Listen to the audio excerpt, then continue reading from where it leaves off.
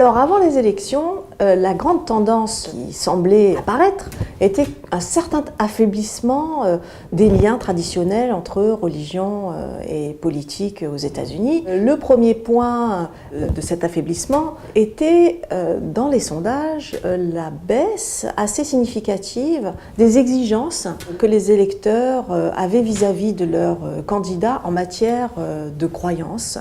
Traditionnellement, l'électeur américain, à 80%, attend que son président soit un croyant, engagé, défini dans une dénomination précise. Et là, pour ces élections, 51% d'entre eux considéraient que c'était important que le président soit une personne croyante, une personne pratiquante. Ils étaient très nombreux par rapport aux élections précédentes à considérer aussi que ça n'était pas très important, la confession de ce candidat, qu'il fût protestant, qu'il fût catholique, qu'il fût juif et même qu'il fût musulman à 51% des sondés. Le deuxième point intéressant, c'est l'écart qu'il y avait entre le fait que les électeurs attendaient d'un candidat qu'il soit religieux et le fait de le considérer comme un bon candidat.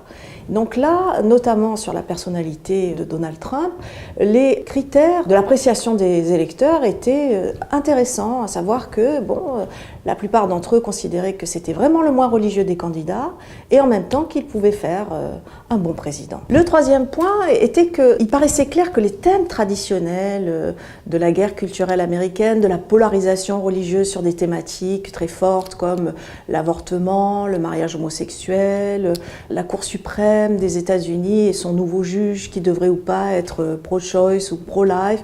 Donc toutes ces questions-là étaient vraiment moins débattues que d'autres thèmes considérés comme bien plus importants comme le terrorisme, le déclin de l'Amérique, la crise économique ou alors le climat.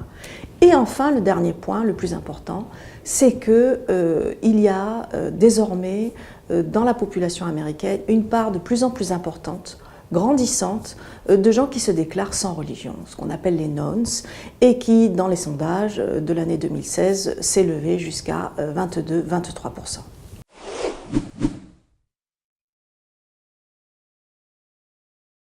Le résultat des élections a un peu déjoué les pronostics, oui et non. D'un côté, on avait des électeurs dont on s'attendait à leur vote partisan.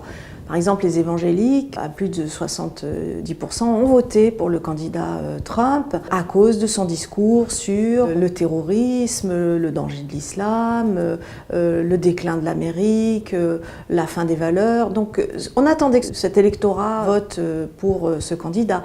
De même, l'électorat juif et l'électorat musulman, qui sont des électorats bien plus petits, bien plus minoritaires, ont voté majoritairement pour Clinton, mais pas à des hauteurs exceptionnelles.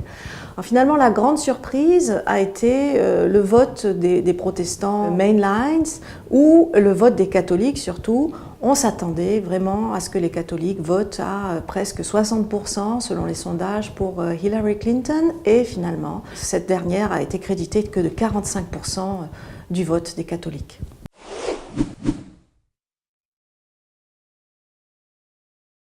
Alors, est-ce que finalement la variable religieuse a été importante durant ces élections? Au-delà du vote par dénomination qu'on vient de voir, il est certain que plus on est pratiquant aux États-Unis, plus on a voté pour Trump.